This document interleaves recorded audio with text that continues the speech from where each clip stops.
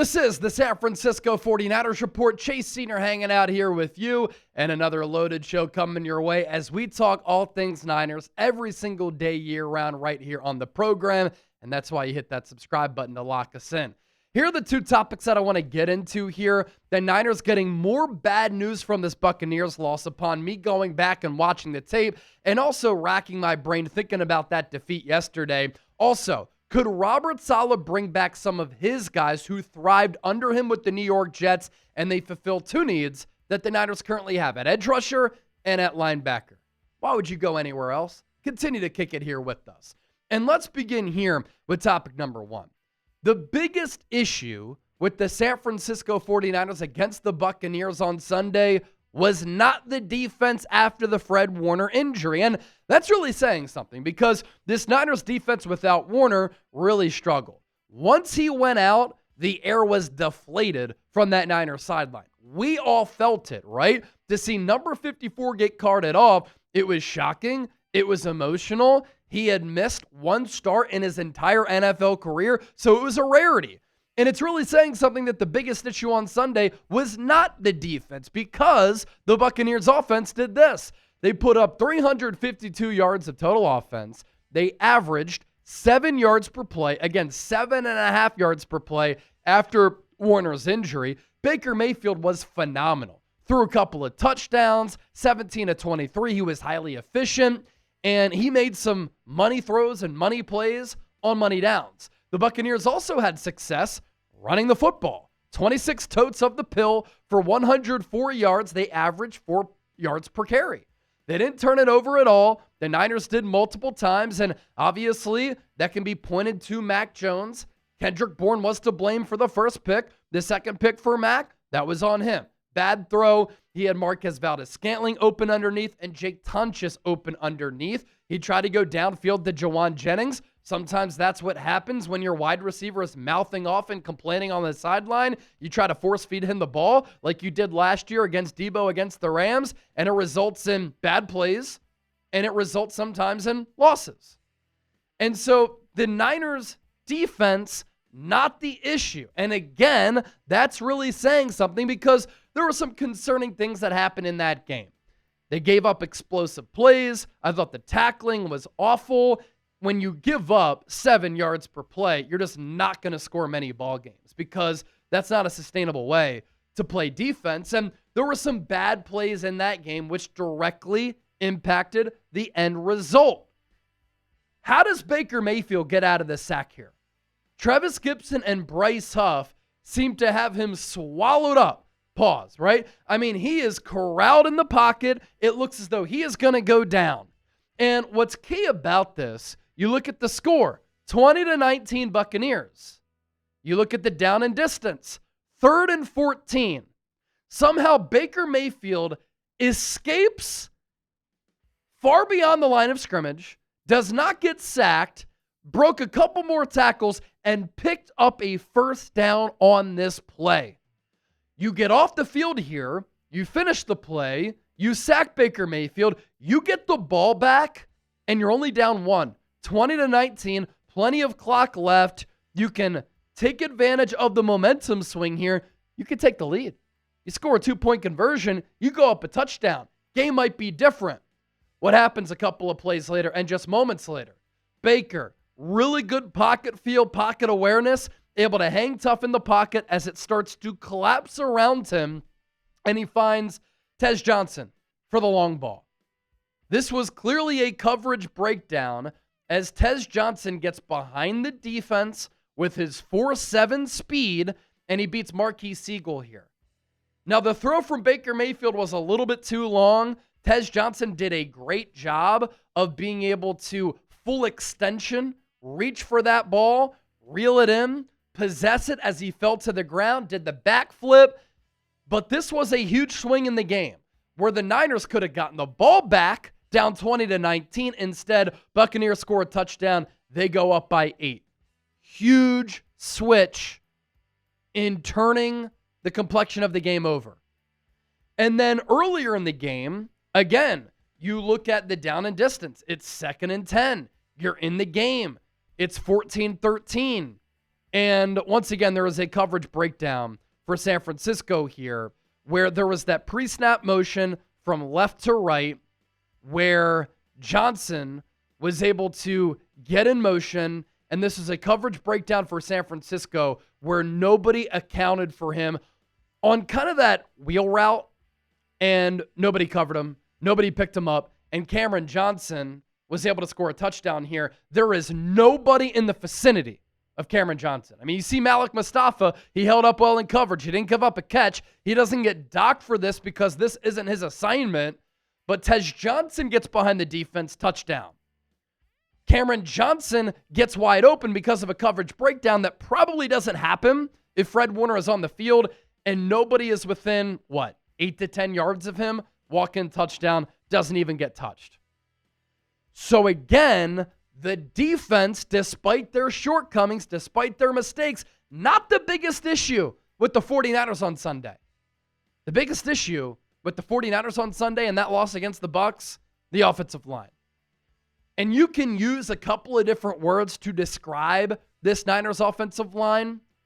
Dog shit, horrible, a joke. All of those words perfectly encapsulate what we saw from this Niners offense yesterday and what has been an Achilles heel for this whole Niners team all year long. And this is on John Lynch and Kyle Shanahan. Because since 2021, in the biggest of games against some of the top defenses and the best defensive coordinators, this Niners offensive line, which has never been a priority for San Francisco, has gotten exposed time and time and time and time and time and time again. This offensive line stinks. And it's killing this Niners offense right now.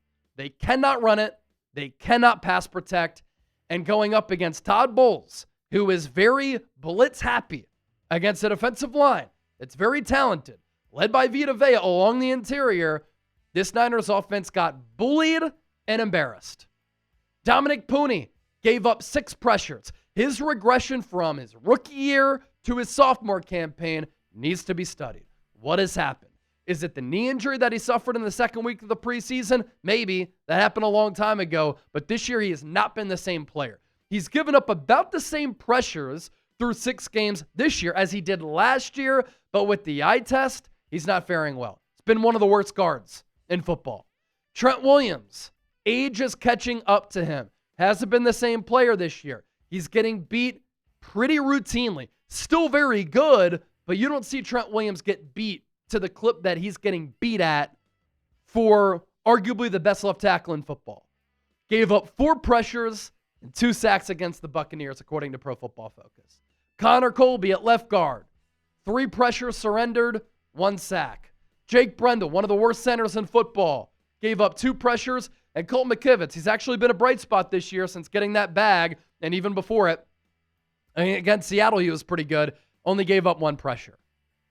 And in going back and looking at the tape, just a sad performance from this Niners offensive line, especially the interior going up against Vita Vea. What did I talk about all week in the lead up to this game? The concerns that I had with Vita Vea going up against the likes of Dominic Pooney, Jake Brendel, and Connor Colby. He owned and dominated that matchup. And he impacted the Niners' run game. He impacted the Niners' pass game. He sat Dominic Pooney down here like a puppy. Put him right on his ass. How do you expect Mac Jones to have success when he sees a guy who's 350 pounds bulldozing his right guard and he's right in his face? You think over the course of a ball game you get a little bit gun shy when that happens? When you're getting hit, pressured, and sacked 6 times? Yeah. How about Connor Colby here? Vita Vea, once again, able to sit him down. Next slide. Vita Vea against Jake Brendel. Threw him to his left like a rag doll. Jake Brendel holding up like he's my size at 215 pounds. And obviously, he's got some weight and strength on me. And Vita Vea made him look like a high school offensive lineman. Now, Vita Vea is a great player, but this stems back to the issues that the Niners have had along the offensive line since 2021. when they go up against elite players, elite units, and or elite defensive minds, they get exposed. And the bad news here for the Niners from this point moving forward, not only on defense are you without Nick Bosa and Fred Warner, making the defense's job harder. On the offensive line, I don't see how this run game improves behind this offensive line, because there are no other better options on the roster. Yay! Ben Barch is going to play left guard. Fantastic. Always hurt, average player. Is there a better replacement on the roster than Jake Brendel? You going to go with Matt Hennessy? Or Drake Nugent? Nick Sakel? Right guard, Dominic Pooney. Used a third-round pick on him. He was really good as a rookie. The sophomore slump has been real. He's got to fight through it. And right now for him, you saw it yesterday with his frustrations. I think it's a mental thing and it's a physical thing. Now, I will add, Mac Jones has played awesome in his 4 starts. He's done so well in resurrecting his career. His ability to throw from the pocket has looked elite under Kyle Shanahan. This is where you miss Brock Purdy's mobility. And this is where Purdy's ability to create with his feet, escape pressure, and bail out this offensive line can really help out this Niners offense. And in the modern NFL, it's very valuable to have a quarterback who can move around. Because Mac Jones, admittedly, he'd even say it, is a statue back there. And so Purdy can help a little bit, but I said this last year going into this year. Purdy has bailed out this offensive line, and he's put a Band-Aid on it. Now that you get a quarterback back there who doesn't move all that well, we really see how bad this offensive line is. It's a joke. Coming up next here on the show, could Robert Saleh and Rant bring back some of his guys? We'll get into that here in just a moment. But have you signed up with Prize Picks? Do you know about Prize Picks? It's the #1 fantasy sports app here in America. Pick, predict, play. Very easy to use. All you have to do is pick more or less on 2 to 6 player stat projections. You can get your picks in less than 60 seconds, and you can win some big-time money. Turn your takes into cash with Prize Picks. Makes game days so much more fun. They also have a couple of new features. Prize Picks is the only app that offers stacks, meaning you can pick the same player up to 3 times in the same lineup. You want to pick more on Josh Allen's pass yards, rush yards, and touchdowns? Now you can pick all of them in the same lineup, only on Prize Picks. Follow other Prize Picks players directly on the app and copy their lineups in one click, whether it's a friend, a celebrity partner, or just somebody whose picks you like. Hit the follow button and check out every lineup they create in the new feed tab on Prize Picks. We have 4 selections that we like for a doubleheader Monday Night Football action. Atlanta Buffalo, Bijan Robinson more on the rushing attempts, Keon Coleman less on the receiving yards, Caleb Williams more than a half pick, and then Ja'Cory Cross-Gamera needs to find the end zone more with the half rushing or receiving touchdown. Download the Prize Picks app today. Use the code CLNS to get $50 in lineups after you play your first $5 lineup. That's code CLNS to get $50 in lineups after you play your first $5 lineup. Prize Picks, it's good to be right. All right. Obviously, we know that trade buzz is developing around the Niners right now. Could Robert Saleh reunite with 2 of his guys who thrived under him when he was the head coach for the New York Jets? I'll say this about the Jets. They are a dysfunctional mess. Did you watch that game in London yesterday between the Broncos and the Jets? Have you watched the Jets all year? What do they do well? Nothing. They are a poorly coached team, and it's not for a lack of talent. They have some talent on that roster, and I don't say this often because I'm willing to give head coaches an opportunity. Aaron Glenn might be one and done because this Jets team stinks. They are winless going into week 7, and because of that, they could look to sell. They could look to get rid of some big contracts or trade away players who could be up for contract extensions, like a Jermaine Johnson. And 2 players who I think could pique the interest of the Niners in canvassing the Jets roster: Quincy Williams, linebacker, Jermaine Johnson, defensive end and edge rusher. And they could be available realistically for San Francisco, and I'm not sure they'd have to give up a ton, although Jermaine Johnson would require some draft capital being surrendered by the Niners. And as we know, you lose Nick Bosa for the year, you lose Fred Warner for the year. The Niners have needs at both linebacker and edge rusher. And Robert Saleh has brought the best out of players like Johnson in maximizing him where he could continue to thrive under Saleh with this Niners defense. Now, Johnson in 2024 did tear his Achilles early in the year. Second game of the season. But the year before that, he had really started to come into his own under Saleh. 7.5 sacks, 16 quarterback hits, 11 TFLs, 7 pass breakups, a pretty impressive number for an edge rusher. This year in only 3 games, you've seen some signs of life for him coming off that injury. 1 sack, 1 quarterback hit, 1 TFL, and a pass breakup. Robert Saleh has also maximized Quincy Williams. He's had him playing really well. I mean, look at his tackle numbers the last 3 years. 106 under Saleh in 2022 with a pass breakup, 12 TFLs. He can play the run, 6 quarterback hits. You can use him as a blitzer, as a pass rusher. 2023, 139 tackles, 10 PBUs, 15 TFLs, 4 quarterback hits. In 2024, 116 tackles, 4 PBUs, 14 TFLs, 2 quarterback hits. Obviously, Saleh got fired around this time last year. And then this year, in 3 games played, 15 tackles, 2 PBUs, 2 TFLs, 3 quarterback hits.